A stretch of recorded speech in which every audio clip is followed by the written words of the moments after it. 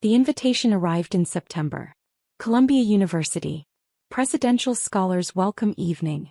A celebration for incoming freshmen who'd received full academic scholarships.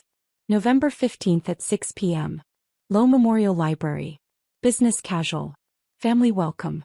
My nephew Ethan had earned one of those scholarships. Perfect SAT scores. Valedictorian. National Merit Scholar. He was going to study pre-med. Follow in his aunt's footsteps, my brother Michael kept saying. Except Michael had no idea what my footsteps actually looked like. The invitation included a +1.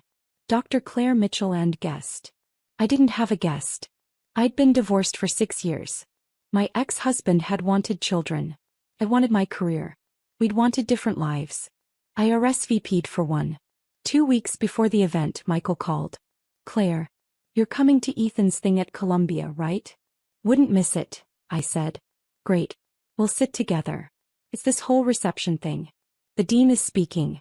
Very prestigious. Ethan's so excited. I'm excited too. He's going to be pre-med. Just like his aunt. Michael's voice was warm with pride. Remember when you were pre-med? Now look at you. Working at the hospital. It's come full circle. Working at the hospital. That's how Michael described my career. For the past 20 years. I'd stopped correcting him 15 years ago. It has, I said simply. Listen, Claire, I know you're busy with your hospital job, but try to dress nice for this, okay? It's Columbia. Very formal crowd. Lots of important people. I'll do my best, I said. Great. See you there. He hung up. I sat in my office staring at my phone. My office. Director of Cardiovascular Surgery, Columbia University Irving Medical Center. Corner office on the 8th floor.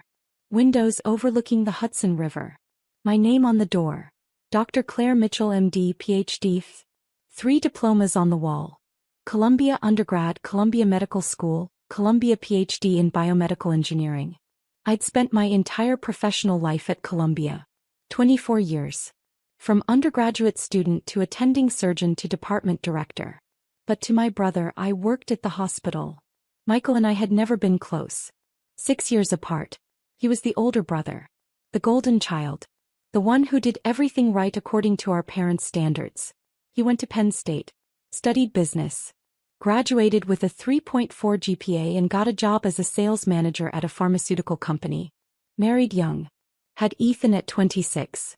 Climbed to regional director by 35. Now, at 52, he was VP of sales making $240,000 a year. Our parents thought he'd conquered the world. I was different. The intense younger sister. The one who studied too much. Who chose science over social life. Who went to Columbia on a full scholarship while Michael paid full tuition at Penn State. Claire's the smart one, Dad used to say. Like it was a consolation prize. But Michael's the successful one, Mom would add. I graduated Columbia summa cum laude. Got into Harvard Medical School, Johns Hopkins, and stayed at Columbia for their MD-PhD program. 8 years of medical school and doctoral research. 3 years of general surgery residency.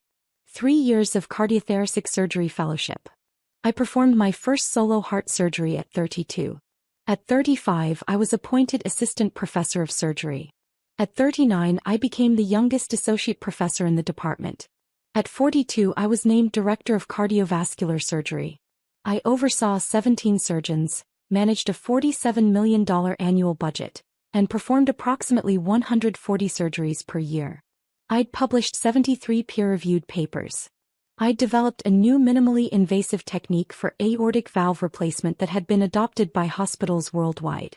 I'd trained 34 cardiac surgeons who now worked across the country. Last year, I'd been named one of the top 50 cardiac surgeons in America by U.S. News & World Report. But my family still thought I was a hospital worker. I tried to explain once. 12 years ago at Thanksgiving. I'm not just working at the hospital, I'd said. I'm directing the cardiovascular surgery department. I manage the entire program. That's great, Claire, Michael had said. Management is good. I'm in management too.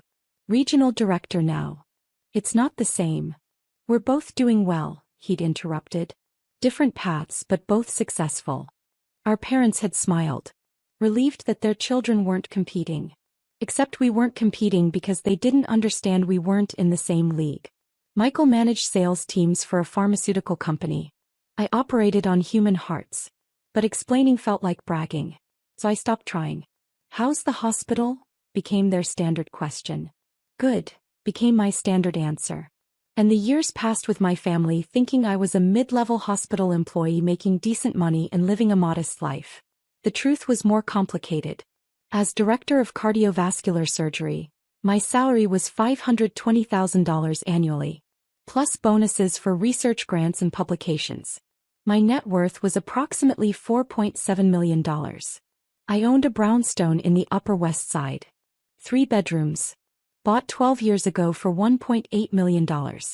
Now worth $4.2 million. I'd never mentioned the house to my family. They thought I rented an apartment. I drove a 10-year-old Honda Civic. Wore simple clothes. Lived modestly except for my home which I loved. Money had never motivated me. Medicine had. The chance to save lives. To innovate. To teach. To push the boundaries of what was possible in cardiac care. I'd performed over 2,800 surgeries in my career. My survival rate for high-risk procedures was 96.7%, significantly higher than the national average of 91.3%. I'd saved 2,800 lives. That was my success. Not my salary. Not my title. The lives. But my family measured success differently. Michael's house was bigger. His car was newer. His son was going to Columbia. Finally, Mom had said when Ethan got his acceptance letter. Someone else in the family going to an Ivy League school. Claire's always been the only one. Ethan's going to be pre-med, Michael had added proudly. Just like Claire. Maybe she can give him advice about the hospital. I'd smiled and said nothing. November 15th arrived cold and gray. I left the hospital at 4 p.m. I'd finished my last surgery at 2:30, a triple bypass on a 67-year-old man with severe coronary artery disease. The surgery had gone perfectly. He'd be in ICU for 2 days, then recovery. He'd go home to his wife and grandchildren. Another life saved. I went home, showered, changed into a navy dress and blazer. Simple. Professional. The kind of outfit that said hospital employee, but also Columbia alumna. I arrived at Low Memorial Library at 5:50 p.m. The building was stunning. Neoclassical architecture. Massive columns. The iconic dome. I'd walked past it thousands of times as a student, but it never stopped being impressive. Inside, the rotunda was set up for the reception. Round tables with white linens. A stage with a podium. Screens on either side showing the Columbia crest. I found the check-in table. "Name?" asked the student volunteer. "Dr. Claire Mitchell." She scanned the list. Her eyes widened slightly. "Oh, Dr. Mitchell. Yes. You're at table 3. That's the VIP section. Presidential donors and distinguished faculty." "Thank you." I found table 3. Front section. 2 other people were already seated. I recognized one. Dr. Patricia Huang, Dean of Columbia Medical School. "Claire." She stood and hugged me. "So glad you're here. Wouldn't miss it. My nephew is one of the scholars." "Wonderful. These kids are incredible. We're so lucky to have them." The other person at the table introduced himself. "Robert Chin. I'm on the board of trustees." "Claire Mitchell. I'm faculty at the medical school." "What department?" "Cardiovascular surgery." "Ah. Are you the Dr. Mitchell who developed the minimally invasive aortic valve technique?" "I am." "Brilliant work. My father had that procedure last year. Changed his life." We talked about cardiac innovation. About Columbia's research programs. About the future of medical education. At 6:15 I saw Michael enter with his wife Linda and Ethan. Michael was wearing a suit. Linda had on a cocktail dress. Ethan looked uncomfortable in dress pants and a button-down shirt. They were scanning the room. Looking for their table. I waved. Michael saw me. Waved back. Started walking over. Then he noticed where I was sitting. Table 3. Front section. With the dean and a board member. He hesitated.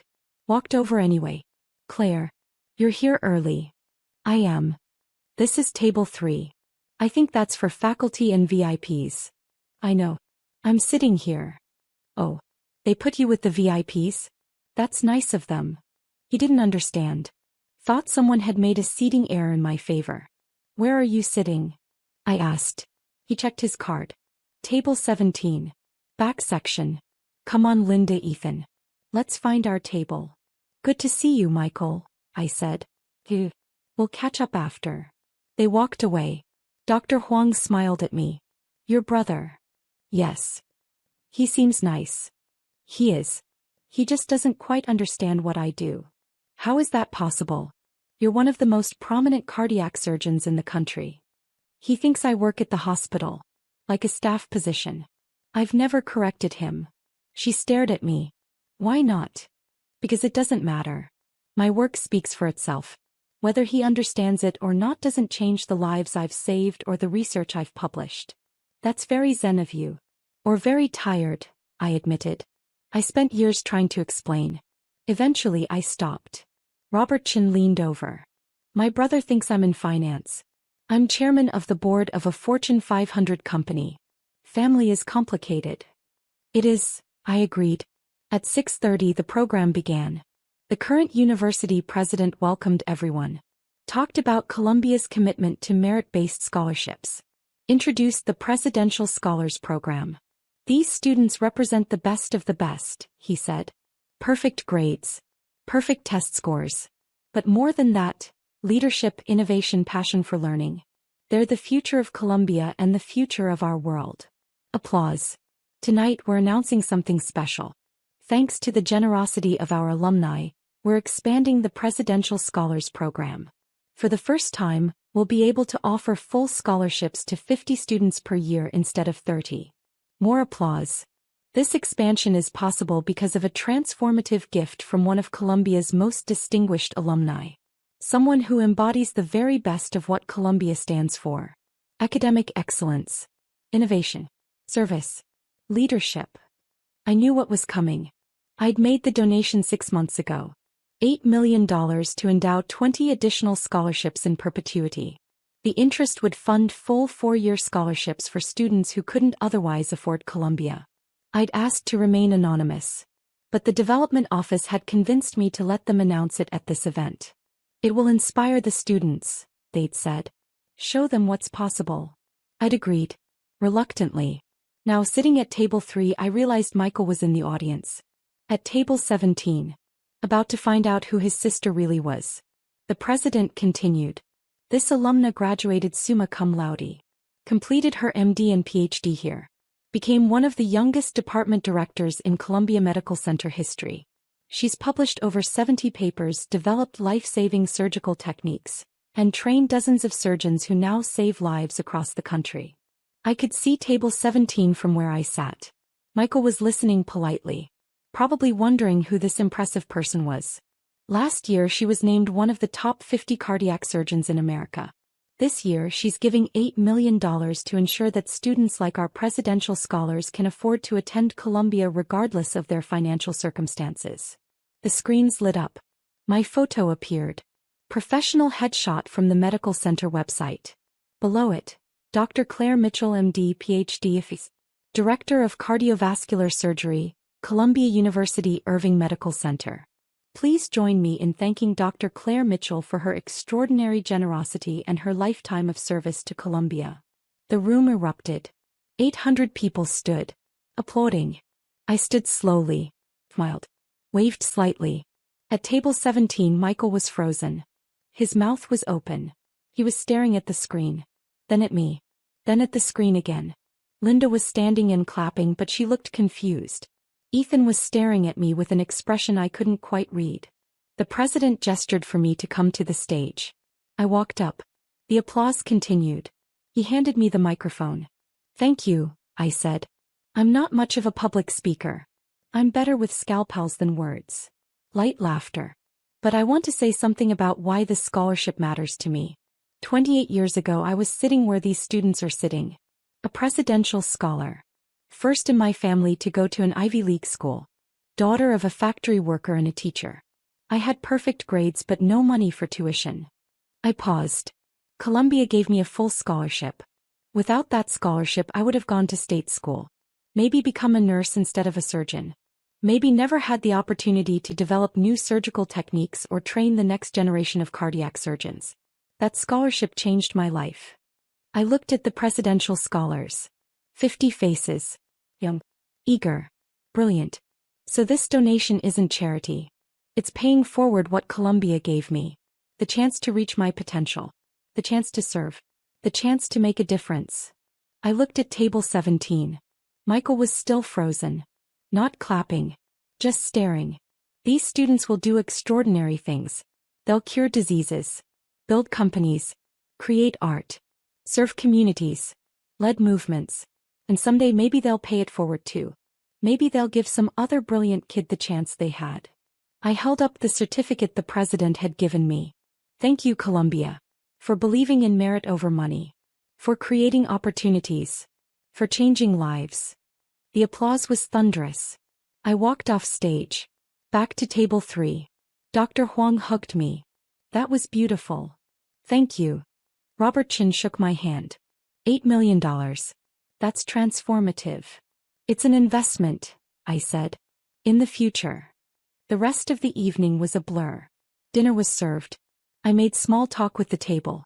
Students approached to thank me. Faculty members congratulated me. At 8:30 the formal program ended. Networking began. Michael appeared at my table. Claire. Can we talk? Of course. We walked to a quiet corner of the rotunda. He looked shaken. You donated $8 million. Yes. $8 million. Yes, Michael. Where did you get $8 million? I saved it. Over 24 years. Plus investments. Plus the sale of some stock options. Stock options from what? I consult for a medical device company. They gave me equity. The company went public. The stock appreciated. He was quiet for a long moment. You're not just working at the hospital. No. You're the director of cardiovascular surgery. Yes. You're one of the top 50 cardiac surgeons in America. According to one ranking, yes. You make what? What do you make? Michael, I don't think. Just tell me. Roughly. Including bonuses and consulting, about $600,000 a year. His face went pale. $600,000. It's not about the money. You make $600,000 a year and you never told us? You never asked, I said quietly. You asked how the hospital was. I said good. You assumed I was a mid-level employee. I didn't correct you. Why not? Because it didn't matter. You measured success by salary and title. You were proud of your VP position and your $240,000. If I told you I made more, it would have changed our relationship. You would have felt competitive. Or defensive. Or like I was showing off. So I stayed quiet. That's not fair, he said. Isn't it? How many times did you tell people about my job? She works at a hospital. In that dismissive tone. Like it was nice that I had employment but nothing special. He looked away. I heard you tonight, I continued. When people asked about me. She works at a hospital. My son will be the real success. I didn't mean. Yes, you did. You've been saying it for 20 years. I work at the hospital. You're the successful one. The regional director. The VP. The one who made it. Because I thought. You thought I was ordinary. Unremarkable. Just another hospital employee. Because I didn't brag about my achievements or my salary or my research. So you assumed I didn't have any. He was quiet. Michael, I've performed over 2,800 heart surgeries. I've saved 2,800 lives. I've published research that's changed how we do cardiac care. I've trained surgeons who are now saving lives in 34 states. That's my success. Not my salary. Not my title. The lives. I didn't know, he whispered. Because you never asked. You never visited my office. You never asked to see the hospital. You never asked about my research or my patients or my work. You just assumed. At that moment Ethan appeared. Dad? Aunt Claire. He looked between us. Are you okay?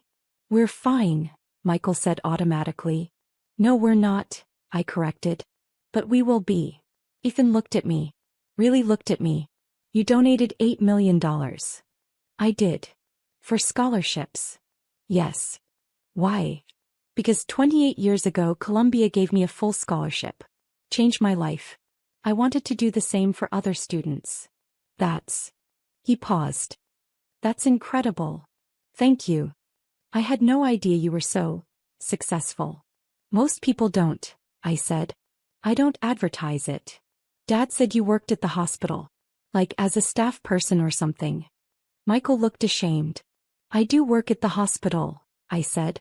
I'm just also the director of cardiac surgery. Both things are true. Ethan smiled. Can I ask you something? Of course. You said you're going to follow in your footsteps. The pre-med thing. But I don't even know what your footsteps look like. Would you tell me? Really tell me? I looked at Michael. He nodded. I'd be happy to, I said. We went to a coffee shop near campus. The three of us. I told Ethan everything. About medical school. The sleepless nights. The first time I held a human heart in my hands during surgery. The feeling of knowing that if I made one wrong move the patient would die. I told him about my first solo surgery. A 54-year-old woman with aortic valve disease. How I'd been terrified. How my hands had shaken. How the surgery had taken 6 hours. How she'd survived and hugged me 2 weeks later and said, "You gave me my life back." I told him about the research. The years of studying minimally invasive techniques. The failures. The breakthroughs. The moment I realized we could do valve replacements without opening the entire chest cavity. I told him about the first patient who received my new technique. How the recovery time was cut in half. How the complication rate dropped. How other surgeons started adopting it. I told him about the teaching. Training residents and fellows. Watching them perform their first surgeries. Knowing they'd go on to save thousands of lives. That's the real success, I said. Not the salary or the title or the awards. It's the woman who gets to watch her grandchildren grow up because you replaced her valve. It's the man who gets to walk his daughter down the aisle because you repaired his coronary arteries. It's the lives you save and the lives those people touch. Ethan was listening intently. Do you ever lose patience? Yes, I said honestly. Surgery is risk. Sometimes we do everything right and the patient still dies. Those are the hardest days. How do you handle it? I remember the ones I saved. The 96.7% who survived. The families who got to keep their loved ones. And I used the losses to make me better. To refine my technique. To reduce risk. Every patient who dies teaches me something that might save the next one. Michael was quiet. Just listening. I want to do that, Ethan said. I want to save lives. Then you'll be a great doctor, I said. Will you help me? Like mentor me through pre-med? I'd be honored. He smiled. This is so much cooler than I thought. Dad always said you worked at the hospital like it was boring. But this is amazing. Michael flinched. I reached over and squeezed his hand. Your dad didn't know. How could he? I never told him. You could have, Michael said quietly. Why didn't you? Because you seemed happy thinking you were the successful one. The golden child. The one who'd made it. I didn't want to take that away from you. That's incredibly sad, he said. Or incredibly kind, I countered. Depending on how you look at it. I've been a jerk, he said. For 20 years. Introducing you as my sister who works at a hospital, like it was cute that you had a job. You weren't a jerk. You were uninformed. There's a difference. I should have asked more questions. Yes, you should have. But you can start now.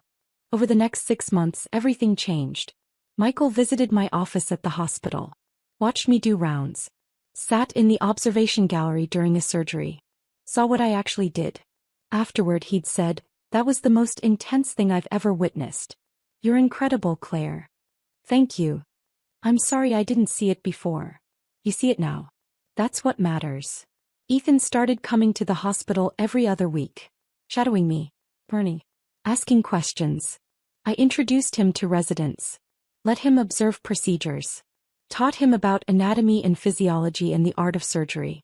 You're a natural teacher, one of my residents said. You should do more of this. I am, I said.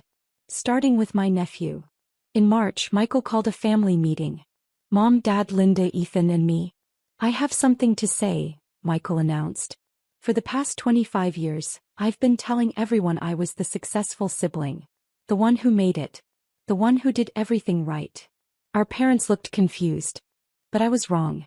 Claire is the successful one. She's one of the top cardiac surgeons in the country. She makes twice what I make. She saved almost 3,000 lives. She donated $8 million to Colombia. And I had no idea because I never bothered to ask about her life. Mom's mouth fell open. $8 million? Yes, I said simply. Where did you get $8 million? I saved it. Invested it. Earned it over 24 years of working as a surgeon. You're a surgeon? Dad asked. I thought you were a hospital administrator or something. I'm the director of cardiovascular surgery. I both operate and administrate. Silence. Then Mom said, why didn't you tell us? I did tell you. Multiple times. You didn't listen. Eventually I stopped trying. That's not fair. Mom, Michael interrupted. It is fair. We didn't listen. We assumed. We were so busy being proud of my regional director title that we never asked what Claire's title was. I'm proud of your title, I said to Michael.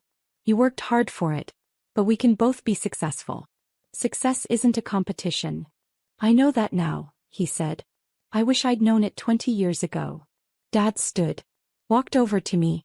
Hugged me. I'm proud of you, Claire. So proud. And I'm sorry I didn't say it more often. Thank you, Dad. Mom joined the hug. My daughter, the heart surgeon. Cardiac surgeon, I corrected gently. But close enough. In May, Colombia held its annual donor recognition event. The development office had asked me to speak. To explain why I'd given the $8 million. I agreed. The event was at the faculty house. 300 guests. Major donors. University leadership. Faculty. Students. My whole family came. Mom, Dad, Michael, Linda, Ethan. They sat at table 5. Front section. Proud. When I was introduced, they stood and cheered louder than anyone. I walked to the podium. Looked out at 300 faces. And began. 28 years ago, I walked onto this campus as a scared 18-year-old from a working-class family in New Jersey. I'd been accepted to Columbia with a full presidential scholarship. Without that scholarship, I would have gone to Rutgers. Probably become a nurse. Maybe taught biology at a high school. I paused. But Columbia gave me a chance. A chance to study with the best professors. To work in world-class research labs. To attend medical school. To become a cardiac surgeon. To save lives. I looked at my family. My family didn't always understand my path. They thought I worked a modest hospital job.